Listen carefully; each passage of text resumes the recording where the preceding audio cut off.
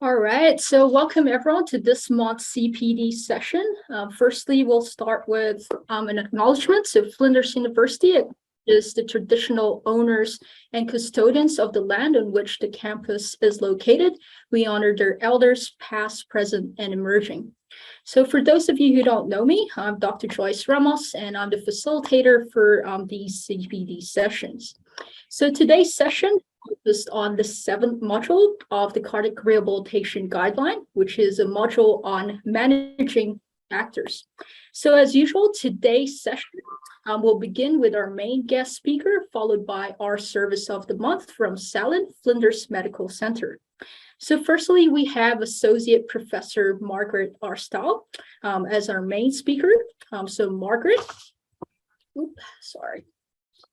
bringing your profile up. So Margaret is the Director of Cardiology at the Northern Adelaide Local Health Network since 2007.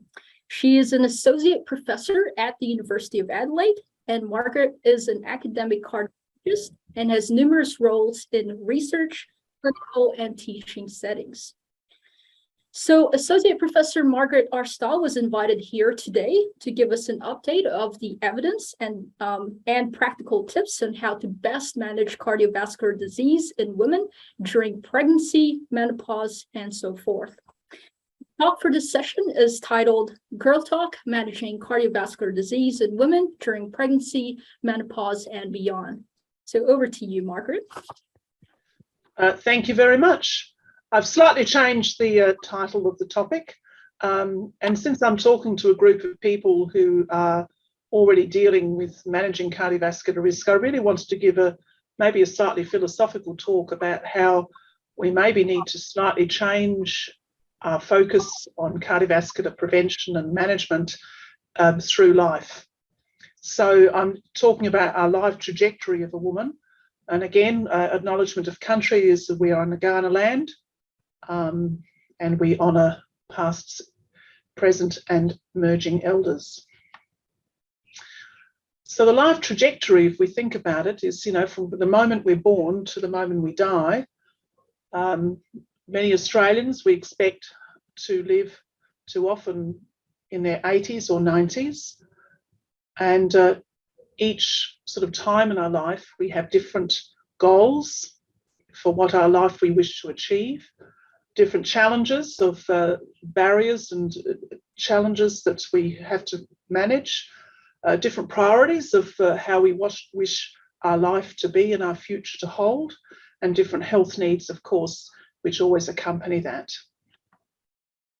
So if we have a look at childhood first, sort of the goal of a child, I think, is most people would suggest, these are just some suggestions, it's not didactic or definitive, but I think a childhood is to acquire knowledge, skills and emotional maturity to achieve their full potential to live independently and thrive as an adult. And the challenges children have are to grow up in a loving and nurturing household. And considering I heard the stat today on the radio, is that 1 in 3 children in South Australia are at some stage in their childhood reported to Childhood Protection Services, made me almost want to cry. Children need to learn how they control their impulses and emotions and learn to make good choices in life, which is what they do both in their home and at school. Priorities is I think in a childhood, certainly for parents, is to help your child to have a healthy self-esteem, to have access to high quality education, have access to activities that advance their priorities such as sport or music or art or whatever their interest is. Health needs begin, of course, from birth, and one of the most important things a child can be given at birth is breastfeeding, and to be able to encourage our mothers to breastfeed for a minimum of 6 weeks, but of course more than 6 months is the ideal to give the best nutritional start to a child. Of course, you want children to have access to adequate amounts of healthy food, access to vaccination services, and access to adequate high quality healthcare for children, of course, very high health priorities. So we just think about what are the few important cardiovascular disease prevention strategies for childhood. And really it's about nutrition. As we said, breastfeeding is considered to be incredibly important for a child to start. The food a child eats is mostly dependent on what the mother or the main carer is going to feed them. So, later on, what we teach our young mothers to feed themselves means that we're also going to have the generational effect of feeding their children. There's lots of programs, but the biggest program for nutrition in children is the Anytime and Sometime food, which is sort of propagated throughout the world, including Sesame Street, where the cookie monster has to learn about not eating cookies every day. And so it starts at the preschool age and certainly is taught in childcare centres. And I even use the saying for adults, there's anytime and sometime foods. And most people understand that. That's taught at school, at home and in the media, as I said. The other thing is to, of course, encourage children to be physically active and to make that a habit for life, to encourage their self-esteem and manage, we have to acknowledge that even children get mental illness issues, but for them to have a healthy self-esteem helps them to thrive in life. And of course, I think the most important thing for preventing cardiovascular disease is education. If a child is well educated, they'll improve their health literacy, they'll make better choices for themselves, they'll have the knowledge to get good information, and we know that makes a big difference later in life. So then we grow up and we move into, we start menopause, we start menses, and we reach childbearing years. And again, the goal, I think, in this, well, I see it as, is to be an independent person that begins to fulfill life goals that you've set in your child years and teenage years. And the challenge, of course, is starting a career and taking the career directions that you wish. Of course, developing relationships that might be short-term or long-term, coping with the idea of sexuality and becoming sexually active. Childbirth, of course, then the choice of whether you do become a mother or not is now a choice thing.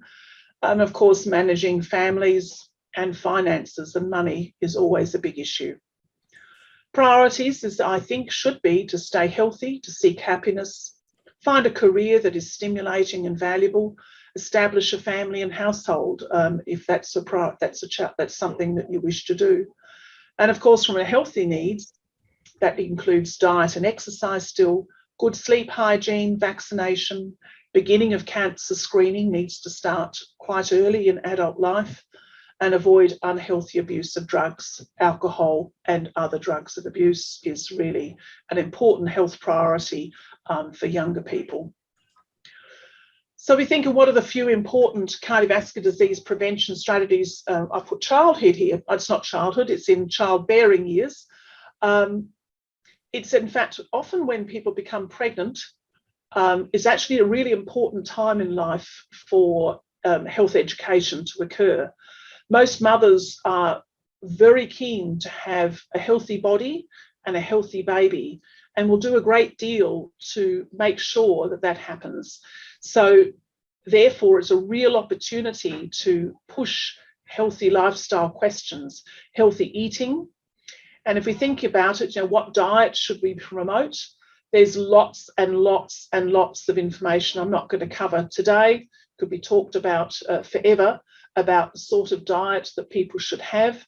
But generally, I think Nutrition Australia promotes the healthy eating pyramid, which has a diet based predominantly on fruit and vegetable, followed by carbohydrates, proteins, dairy, and then fats, and avoiding too much salt and encouraging that the liquid we drink is water. So that's a pretty good diet. There have been sort of assessments of, is a Mediterranean diet a better diet than, say, a low-fat diet? There is some evidence to suggest the Mediterranean diet, which is the beans and greens diet, may actually be a better diet than looking for just a simply low-fat diet, which tends to then have high sugar. But the Cochrane database meta-analysis still thinks that it's fairly undecided. So I think just teaching people the healthy food pyramid is still reasonable. I'm not even going to start talking today about intermittent fasting and various other things. I think that's a sort of discussion to have probably with a qualified dietitian. Of course, maintaining a healthy weight is very important, especially in pregnancy and afterwards. Smoking cessation, if people have started smoking, pregnancy is a really good time to get women to stop smoking and get the message there. And quite often in pregnancy and in that early antenatal period, you may uncover risk factors that are already present and may be able to educate. We know, however, that people can enter a pregnancy, be perfectly healthy, and then develop complications of pregnancy. And there are a few that I've had a great interest in through my obstetric collaborations that we know that are quite important from a cardiovascular point of view. The ones that concern us is the onset of gestational diabetes, pregnancy-induced hypertension or preeclampsia, small for gestational age babies, and then spontaneous preterm births, particularly the hypertension and the small for gestational age and preterm birth issues are what we call maternal placental syndromes. And this means a problem with the interface between the blood supply between the mother and the baby's placenta and causes these issues to occur. So although we always think about preeclampsia as being one of these, the effects on babies are equally important and markers of the mother's own risk. So we're starting to increasingly understand that pregnancy is actually a metabolic stress test. And that complication in pregnancy, although the problem is you're told it goes away, the hypertension returns to normal, the blood sugar metabolism returns to normal, it can actually return. And we know that even about 50% of women who have gestational diabetes may develop type 2 diabetes later on in life, and that preeclampsia women can develop hypertension later in life. So picking these women up in pregnancy is actually a really important screening tool for looking for premature ischemic heart disease. The evidence for us to say this is a really important tool and marker, it comes from quite a lot of data, but I'll just show you this one. It's a large population study done of Canadian women, so similar sort of demographic as us. 1.3 women with no prior cardiovascular disease at the time of their pregnancy. But what we can see from the data, hopefully I can see my mouse, maternal placental syndromes, which I was talking about, preeclampsia, small for gestational age babies, and spontaneous preterm births, so gives us almost twice the risk for having a cardiac event in the 15 years following a pregnancy. So they might have had their baby at 25. So we're saying that there's a double risk of ischemic heart disease by the age of 40. So this is very premature disease. And we know that women with very premature ischemic heart disease have poorer outcomes than their male counterparts, and also as compared to older women who present. What it also shows that is that what we see is that then conventional cardiovascular risks are then additive. So if a woman is a smoker, her risk of premature ischemic heart disease is about double.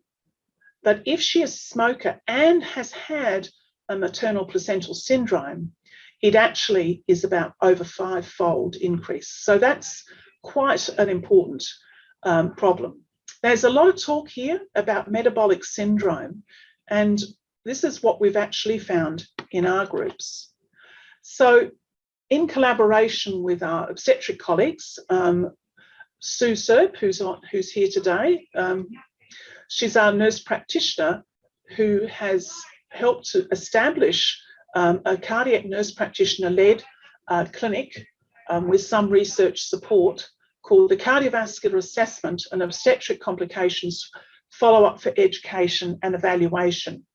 And this is a clinic where women who've had a complication in pregnancy, we've set out certain criteria, are reviewed and referred to our coffee clinic 6 months after that pregnancy. We have about a 50% turn up, and we're working on how we can improve on that and other ways that we can educate these women. But that's fairly standard worldwide. This was first begun in Canada, in Kingston, and they see about a 50% turn up to their clinic as well. But from our results, Emily Aldridge, who was a PhD candidate, was now completed her PhD study, was having a look at our coffee clinic and evaluating the sort of people that were coming. And what we found is that the cardiovascular risk that manifests actually very early, this is at 6 months after a pregnancy in women with an average age in their 20s, that they present with metabolic syndrome. Metabolic syndrome, if you recall, is really a triad of obesity, well, more than that, obesity with dyslipidemia, insulin resistance or pre-diabetes and hypertension. And this is a very potent combination that can result as an overall risk factor for ischemic heart disease.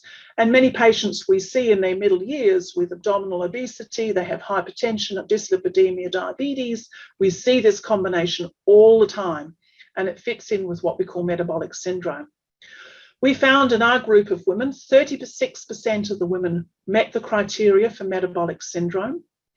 2/3 of them had more than at least 2 of the metabolic syndrome criteria, and 90% had abdominal obesity. Now, I know you say it might be a bit unfair because they've just had a baby, but they are 6 months down the track. And it just tells us that not losing the weight after pregnancy can be quite a challenge and a problem. So the aim of our coffee clinic is that we recognise women who have a complication, and we recognise that these women may be at risk of premature ischemic heart disease. So it is an opportunity for us to, again, educate, encourage and teach about particularly lifestyle changes, which are so important in managing metabolic syndrome. Encouraging also to stop other healthy, we can see that tobacco use with metabolic syndrome is very potent as a risk factor for premature ischemic heart disease in women. So encouraging lifestyle changes, teaching them about improving health literacy, to treat conventional risk factors as they appear. So we will then be following these women up. And the question is will this be a preventative measure? And we're hoping to assess this in future research. So then we have our children and we come to menopause. Whether you like it or not, it happens to all women. Hopefully you reach that age. And menopause, is, again, I think is our goal in these middle years is to be an independent person that continues to grow and fulfill life goals. You still have the challenges of career, relationships, dealing with changes in your body, dealing with sexuality changes, of course, families and finance, that always continue to be challenges in life. And the priorities in the menopause is, of course, to stay healthy and well, to seek happiness, I think is something we always want to try to achieve as a priority, continue to grow in knowledge, wisdom and experience, and to also start managing a wider family. Many women, not only are they going to be caring for children, they may then start to have grandchildren, and they also start to have elderly parents. And you find women in their 40s to 70s often have many intergenerational responsibilities that occur. Health needs then still have to be prioritised despite what's happening around them, and it is still to encourage that healthy diet and exercise, good sleep hygiene. I keep a priority on vaccination with COVID-19, tells us how important that is to good health. Cancer screening continues to be a really important issue as cancer starts to show its ugly head as we reach middle years, is to avoid unhealthy abuse of drugs and alcohol still. And alcohol abuse, it can be quite high in women in their middle years. and treat symptoms of menopause, of course, is often an important health need. So what are the few important cardiovascular disease prevention strategies in the perimenopausal period? None of this is, of course, inclusive, and, in the question time, we can talk about lots of other things. There's just so much to be covered. But in managing menopause, as you know, a couple of decades ago, it was recognised that women tend to have their ischemic heart disease in the postmenopausal period and a little later in their onset than men. And it was thought that estrogen was a protective factor. And so it was looked at using estrogen as a factor to manage atherosclerosis in women. What we've come over the years is that we know we do tend to use hormone replacement therapy to treat the symptoms of menopause when they're extreme. And always the question arises, is safety for this?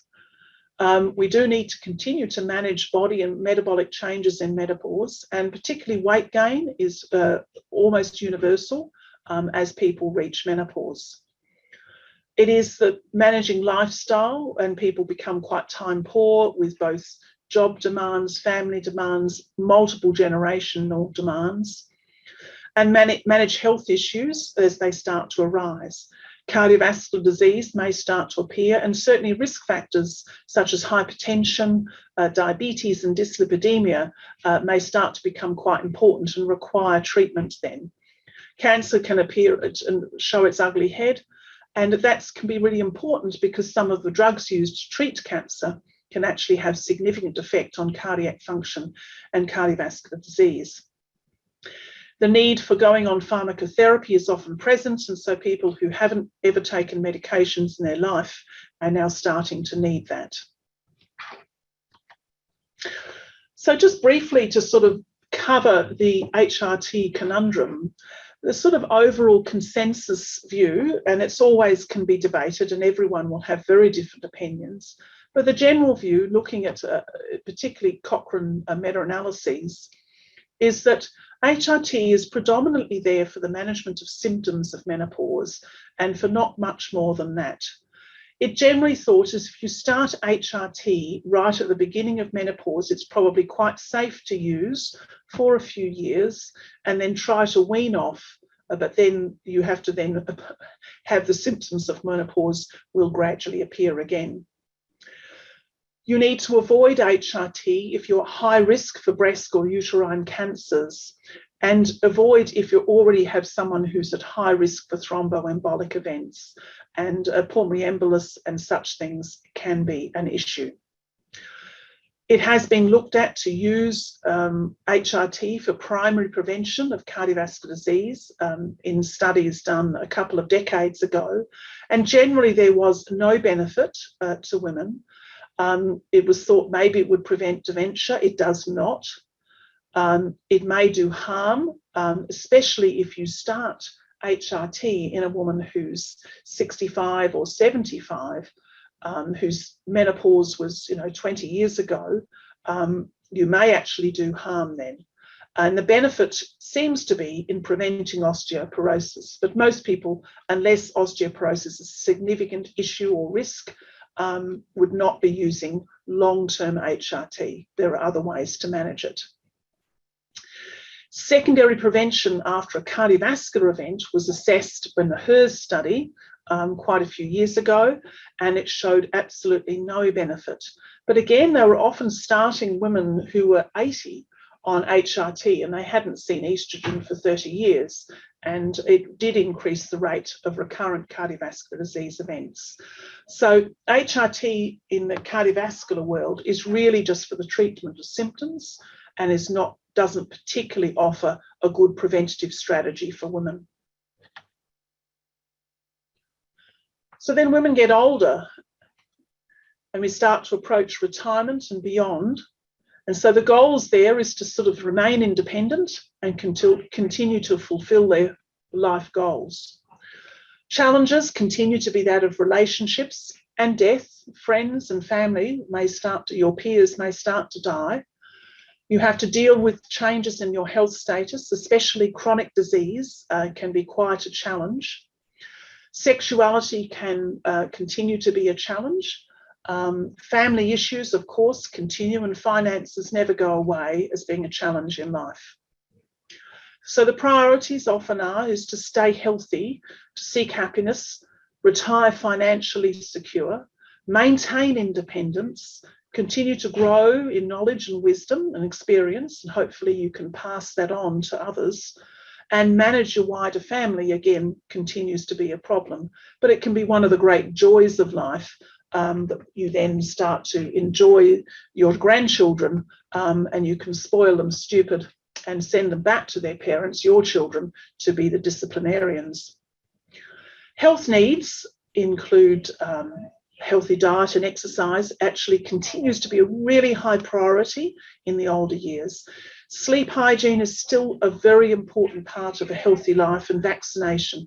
Cancer screening continues to be important. Managing chronic disease and chronic pain can be quite a health need for people as they get older. And osteoarthritis has been well recognised by the World Health Organization as one of the major challenges in people as they get older. And we also have to manage the possibility of death and dying, not just in others, but even in yourself. So I think, what are some of the few important cardiovascular disease prevention strategies in older women? I think, it continues to be the management of your health priorities, managing chronic disease. And that means if you have hypertension, dyslipidemia, or diabetes, is compliance to medical treatment and medical advice. To continue to encourage women and older women to have good health literacy so they can make good choices about their life, I think is actually really important as they get older, because people diverge in their priorities, diverge in their health status as they get older. And, a 75-year-old, you put 6 75-year-old women together and they can be biologically quite different. And it's important for these women to have reasonable health literacy so you can have an intelligent conversation with them about what their needs are and their priorities to do the best they can for their life. When I was once listening to the radio and going home, and I heard someone talking about a retirement counsellor, and I thought it was rather a strange job to have. But in this conversations they were talking about is that someone rang up to give their opinion on what was important in retirement. And it's something I've never, ever forgotten. And he sounded like he was a man, and he sounded like he was probably ex-army or something. And he said he'd retired for 10 years. And there were just 3 things that he needed to do to be well in older age. He said, I need to eat well and stay active. I need to manage my health issues, and I need to volunteer. And I found that a very interesting one, because I think, even in cardiovascular disease, it's really important for people to feel that even though they may have had a heart attack, they may have had a stroke, they may have had a disabling or chronic illness, it is still important for people to feel that they have value, and that they have value to give back to the community and to be feel valuable by other people. So the volunteering in retirement, I think, fulfills those important roles that even in maybe not prevention, but in living with cardiovascular disease, you can deal with. And of course, family and friends continue to be important, and we do need to continue to invest in looking after our mental health as we get older, as depression in the elderly is actually quite high incidence. But then you might get to be very old, and I'm talking about people maybe in their 90s, and we see that quite commonly. Not many people now over 100, and we certainly don't tend to get sent, they don't get sent for secondary prevention programs. You certainly hope not. But the very elderly is actually quite a different approach to life. And the goals in life, I think, change a lot and move away from not just quantity of life, but very much to quality of life. And it is to as much as possible to hopefully enjoy life, to reflect back on life and legacy and feel that what you have done has been worthwhile.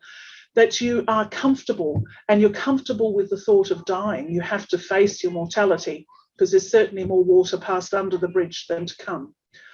And it's to, of course, most people, when they're very elderly, want to, and even before, want to think about how they're going to die with dignity, to die in peace, and die pain-free, and to die with love. So, of course, the challenges is that you start running out of friends and relatives. Your peers, many of them have already died, and you have to deal with those relationship losses and deal with death. It often means you're dealing with loneliness and depression and losing your independence as well. And your world gets smaller and smaller as you're able to do less and less. So you have to deal with these changes in health status, and especially chronic disease and frailty. Family issues and finances always will be a challenge. So priorities is, of course, to find happiness, to make sure that you are independent as much as you can, to continue to grow, hopefully, in knowledge and wisdom, and be able to share that with others and be valued for that. And maybe we might as well enjoy being the matriarch, which you probably are. Health needs change a little, but it is about still eating a healthy diet. And the biggest issue in the extreme age is weight loss. Weight loss is a marker of decline, and to try to maintain good nutrition and healthy weight is very important. And in fact, healthy weight is actually maybe just a little fat, because that's shown to have a much better survival if they do have an intercurrent illness.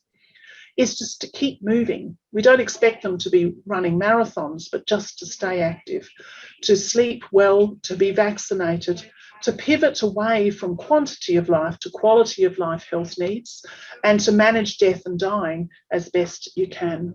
And that's a really important part of our role, is to look after people with dignity in their extreme age. And we don't always get that right in the healthcare profession. So what are a few of the important cardiovascular issues at the end of life? And it is about quality, not quantity. So if someone comes in, even say at the Lyell McEwen with a STEMI and they're 90 years old, you have to make a decision about how you're going to manage them. And it's not uncommon that we will maybe take them to the cath lab. If we find it's a very, very straightforward intervention, we do so. If it's not, it's about having honest conversations with the person and their family and their friends about what we expect of life and how we will look after them. It's a very different conversation to someone who is 55. So, but there are things that we can do to prevent illness that means that people would be significantly disabled and completely lose their independence. So if you have a 92-year-old who's still at home, still managing, but they have atrial fibrillation, it is probably worth thinking seriously about anticoagulation, because a stroke would be life-destroying, if not life-ending for them. So treatment of hypertension, we know, in the very elderly is valuable and has immediate impact on preventing stroke, heart failure and renal failure, which then disables them. But the thing is that in prescribing, we do need to keep to the KISS principle. Keep it simple, stupid. That many people over decades have accumulated an enormous prescription of drugs, and we've all seen them, pages and pages of medications, and that the issue of deprescribing is really important in the very elderly.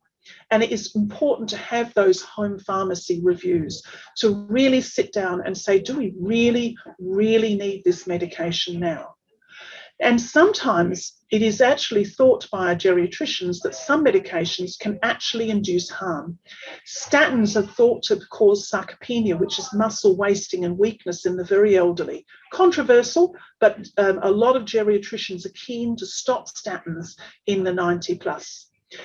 Then we do have to consider the issue of hemorrhage and antiplatelets and anticoagulation in the very elderly. And so sometimes we might have to say, I'm not going to anticoagulate for the AF, because it is just destroying their quality of life every day. So it is, I've given a talk here that I haven't talked about LDL cholesterol levels and what we need to do, but just wanted to give a sort of an overview and a philosophical thought about how we think about cardiovascular disease management and prevention throughout life and how it changes significantly. Although the common denominators, of course, are lifestyle issues, and that is activity, healthy eating, healthy sleep hygiene, and the normal things we should do. So it is hard to divide out just managing cardiovascular disease, prevention and care, when we do have to deal with the sum of us. So thank you.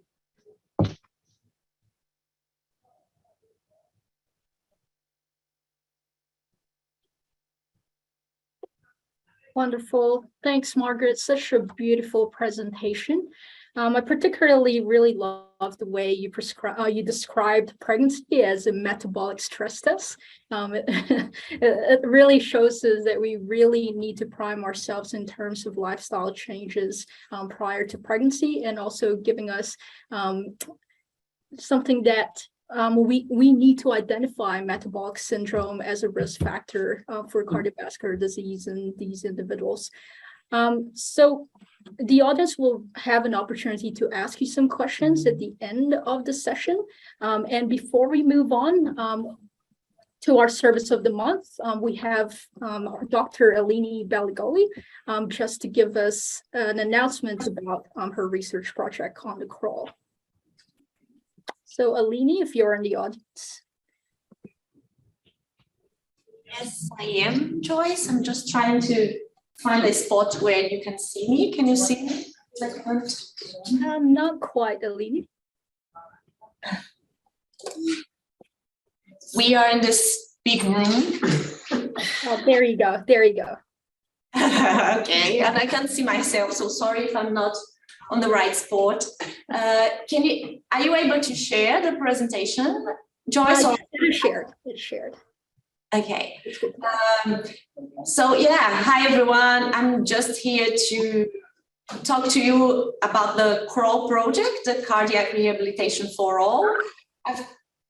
We've chatted about it a couple of months ago, I think, but now we are at the stage of recruitment. So I would just like to remind you, what this project is about and how you can help us to get there.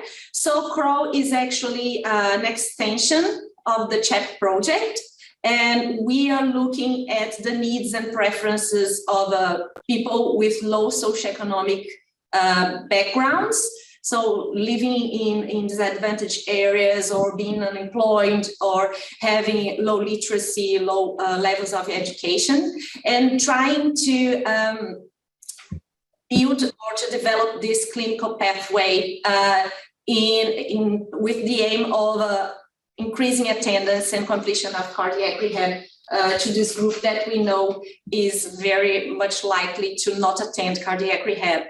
So what we have been doing is using some methods called experience-based co-design and social return on investment to understand the journey of these patients from hospital discharge to cardiac rehab until the attendance to completion to cardiac rehab, and to understand what are the inputs to cardiac rehab and what kind of outputs and outcomes they expect from cardiac rehab. And these include financial costs that they may have and that we cannot think about. So to understand this whole picture and to be able to develop the clinical pathway with the patients and with you clinicians, we are running some interviews and workshops across the services with the regional areas. So you may have received an email or a phone call from Jenny Cleveland. Jenny, if you are in the audience, I cannot see you. Can you turn your camera on so people can get to know you? Yes. Yeah. So can you guide the clinicians through the process you're using? Basically I've sent some emails out to the areas which we have got clinical governance for. So that would be the Barossa Hills, York and Northern, Limestone, Ayr and Farth North, and also the Catch programme, which is based in Barossa. We're still waiting for approval from Flinders and Upper North and the Riverlands. So if you're in those areas, I won't have yet sent you an email. So you should have received an email inviting you to participate in an interview. So we're really asking for two things. The first one is obviously to participate in the interview. It's about probably, I would say, about 45 minutes long, and looking at the journey of the patients through the cardiac rehabilitation programme, and also your role in supporting this. The questions would be around that. So that's the first thing that we're looking at. The second aspect that we're asking for support in is to recruit patients from low socioeconomic backgrounds for interviews, and they will be reimbursed for the time. I think it's about $30 or $40 off the top of my head, so that might be an incentive for them to participate. So I've sent out emails, and I've also tried to call a few people, but it's proving quite difficult to actually speak with people, because obviously people are not available at their desk all the time to speak. So I will resend out the emails again. So just keep an eye out for those emails. And if you want to participate, if you could reply to the email, and we can arrange a time to talk through it. Or if you have any questions in the meantime that I would be able to answer. Again, thanks, Jenny. And yeah, so we would like very much to have your contribution. And if you have any suggestions to the project, as well as how we can better recruit the patients. And of course, we'll be seeking your advice on the clinical pathway, because we are only here like as mediators in this whole process. And this is about you and the patients. So we appreciate very much if you can help us with the recruitment and with the development of the clinical pathway. So we'll be in touch. Thank you very much. Thanks, Joyce. Thank you, Alini. Thank you. Awesome. All right, so next up we have our Service of the Month presented by Sanchia Shute from SALHN Flinders Medical Center. So Sanchia works part-time in a job share role as a cardiac rehab nurse at FMC, and she is a cardiovascular nurse with over 25 years of experience, having started work in the role of cardiac rehabilitation at FMC in 1998. So over to you, Sanchia. Thank you. Can you see me? No. Not right. And also, I can't see any. Have you got any of my slides? I can only see Margaret's last page of her beautiful doggies. Sorry, Margaret. Can you stop sharing for us, please? Ah, lovely. Thank you. Perfect. So, thank you for the opportunity to have a little chat, and thank you, Margaret, if you're still on the line, for an excellent presentation. I have to say I haven't ever listened to any of these chat education sessions before, and I haven't listened to a Service of the Month before, so I'm not quite sure what you want to hear, but I have literally answered the questions as per the template that you've provided, so hopefully that's what you're after. So the first question is who we are and where we are. I've included not a very good photo, but a photo from the conference last week. I think there may have been at least one cocktail on hand, so it looks like I'm choking myself with my scarf. But so that's myself and Rhonda. So we are the job share at Flinders. I couldn't convince Kerry for a photo, unfortunately. So Kerry runs the service at Noarlunga. And I really don't know who I'm talking to, but for those that know Adelaide, we're in the southern suburbs, really. So we've got outpatient clinics at Flinders and Noarlunga and Marion, and our group exercise and education program is at Flinders and Noarlunga. Do I move the slides? Sorry. Nope, I've got it. Thank you. And so to answer the question of who we are, so we are a level 2 position. Rhonda and I are a permanent 1 FTE over a 5-day roster, and Kerry is a 0.5 over 5 days a fortnight. Our allied health staff at Flinders at least are a rotating staff from dietitians, physiotherapists, social work, pharmacists, and they're all part of the problem with our program. They're all rotating and all kind of gifted to us actually without any formal funding from cardiac rehab. And Noarlunga GP Plus is also the outpatient services they're not rotating, so a little bit more solid, and they're a multi-D team through ambulatory allied health services. And basically we're all outpatient service now, so we don't do any inpatient activity anymore, and that's from being about 2016.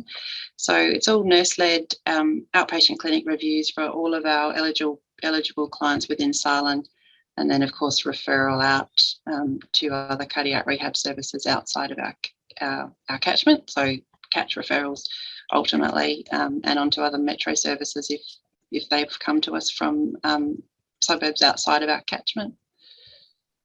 And then next slide. So just some specifics, and I don't really want to bore you with too many details, but we are all essentially clinic based now. So we, between Rhonda and I, there are 4 clinics a week.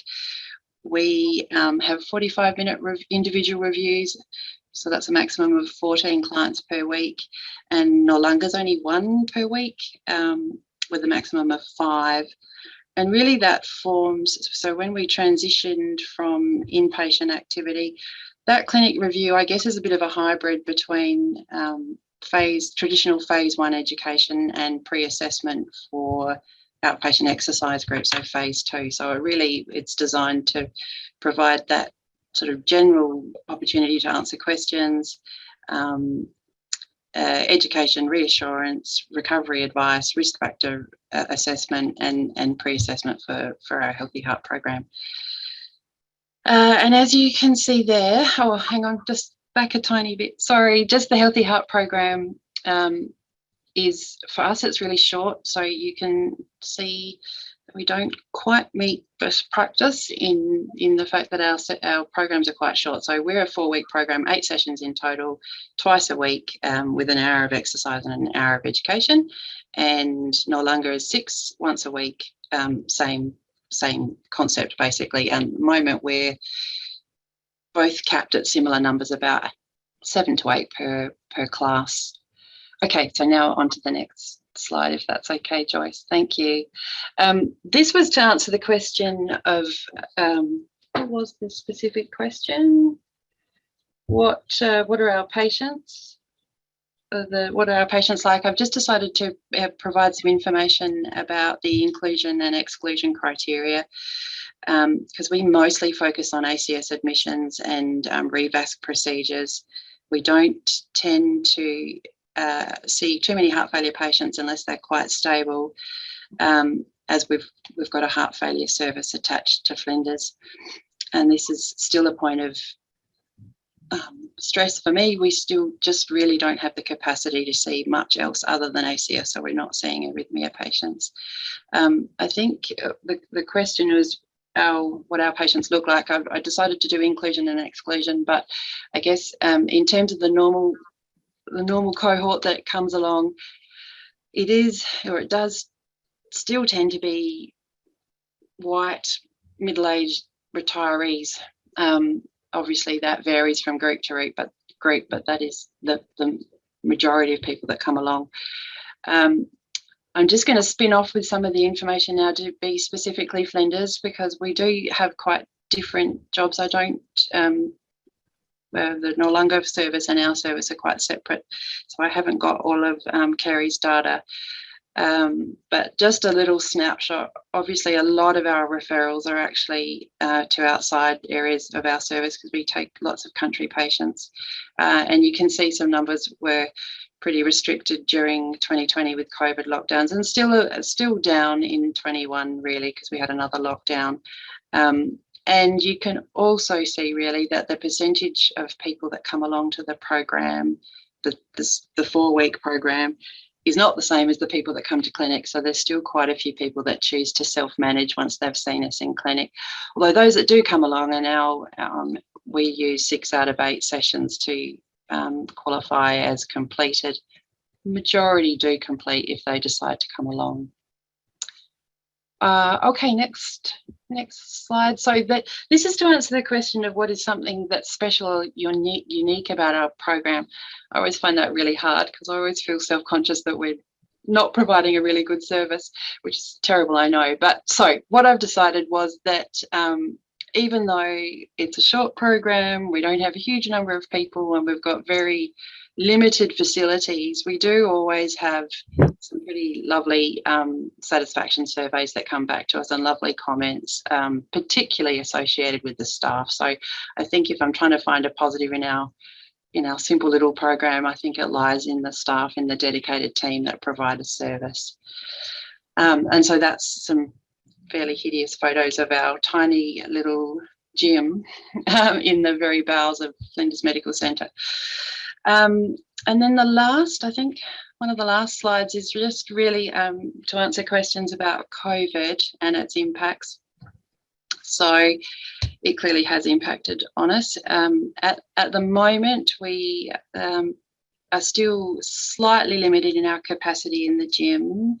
I mean, the gym's pretty small, so we really only had pre-COVID about 10 and we're about 8 now, just because we can't physically distance everyone in that space.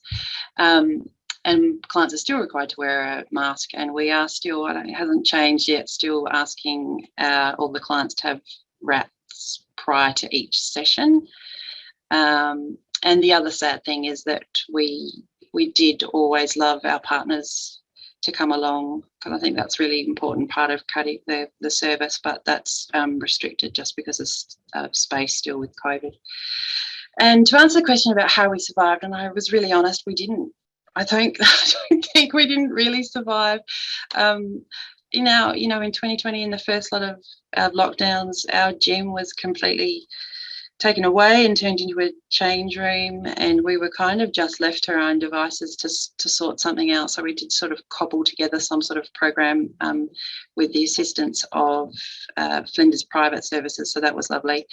And then in the second round of lockdowns, the hospital was pretty much shut down, so all of our face-to-face and group activity stopped. So we had lots of time where we were chatting on the phone. And really, and I probably haven't really got a great answer to you with telehealth. We just didn't quite get together. We all had our education on Health Direct, but just seemed like it was another complicating few steps, and it just seemed easier for us to jump on the phone really rather than telehealth. So we didn't get that under control, and we're all in a pretty open office too, so we just found privacy was a bit of an issue. Now, new approaches, I found that a bit difficult to answer too, because as soon as we came back to face, everything kind of went back to how we were trying to do things prior to COVID. But we did manage to get some of our stuff uploaded to YouTube, and we did try to provide some virtual options when we were locked down, but just haven't had the capacity to keep that going as an option now that we're back at face-to-face.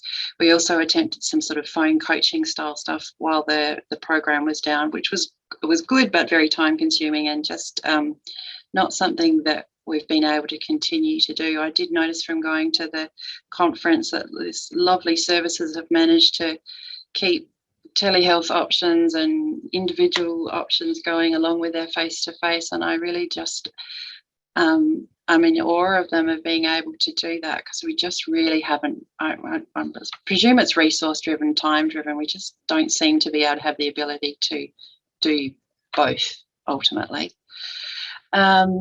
And I think that might be the end of my slides. I didn't have anything else, did I? No. So that's our service. Awesome. Thank you so much, Sanchia. No worries. For the last 5 minutes of this session, I will open this up to the audience to ask questions to our speakers for today. So Margaret and Sanchia. So over to you guys.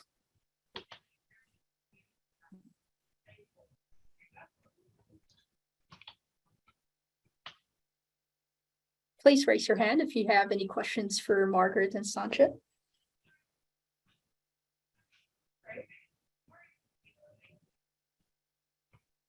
surely Robin has a question. Oh, Robin. All right, go ahead, Robin. Of course I do. I'm always interested in these presentations. A question for both Sanch and for Margaret. Women who develop cardiovascular cardiac conditions during pregnancy, do they get to cardiac rehab? How good are we at referrals and clinical pathways to getting them into a program for heart health for life? Both can answer that question. Yeah. I'm happy to start first. Having just done my cardiac obstetrics clinic this morning, no, I don't refer them to cardiac rehab, probably because the sort of standard sort of program that's offered, I don't think is always relevant for the issues that a woman is dealing with.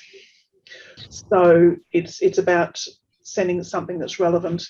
And as you said, as Sanchia said, is the predominant people that go are retired white men. So it's probably not a program that a young woman with a baby on the breast is probably going to be interested in attending. So I haven't referred people for that. You know, I'm happy to have that sort of discussion, but I think it requires, I don't think that cardiac rehab is one size fits all. And I think it requires a much more specialised and individualised look at how we would approach that in the future. Yeah, I would agree, Margaret. When I don't think I've ever been referred anyone post pregnancy, and I agree. I mean, I still sometimes struggle with the service that we're providing, trying to make it as relevant as I can for those that turn up. So, yeah, I mean, I would be happy to accept if I had the option to provide some individual education, but in a group setting, I just don't think we're well set up to do that. I couldn't agree more. Our current cardiac rehabilitation program is not a one size fits all. And Alini this is probably your chance to sell the CREW project to Margaret and Sanchia if you're in the audience.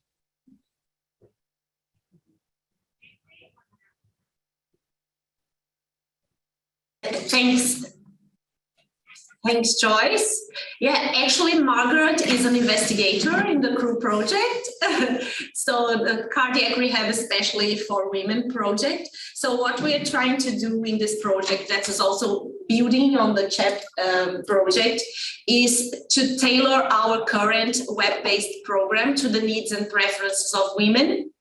So we are also consulting with women across the regional areas and trying to understand what would be relevant to them to have in this web-based project. And we say sometimes like this is a seed because we are only focusing on the web-based at this stage, but this is the beginning of something that we can make cardiac rehab more suitable for these women. And of course, we understand that this will lead to better satisfaction with the program and resulting in better clinical outcomes. So yeah, and this is another project that we perhaps in about 1 month, we will reach out to you and ask for your help and your contribution with your female patients. Thanks, Alini. I think that's all the time we have for questions today. Thank you, Margaret, and thank you, Sanchia, for speaking to us today. It was very, very good. And just a reminder to everyone that the next month's CPD session, which is focused on Module 8, Psychosocial Wellbeing of Cardiac Rehabilitation Guideline, will be ran by Professor Adam Scott, who will be presenting a talk on telecardiac investigations and telemental health solutions for country cardiac patients. All right, so thank you, everyone. And if you have any further questions for Sanchia and Margaret, Margaret and Sanchia, if you don't mind, could they contact you directly? Is that okay? Fantastic. Thanks again. Have a wonderful day, everyone.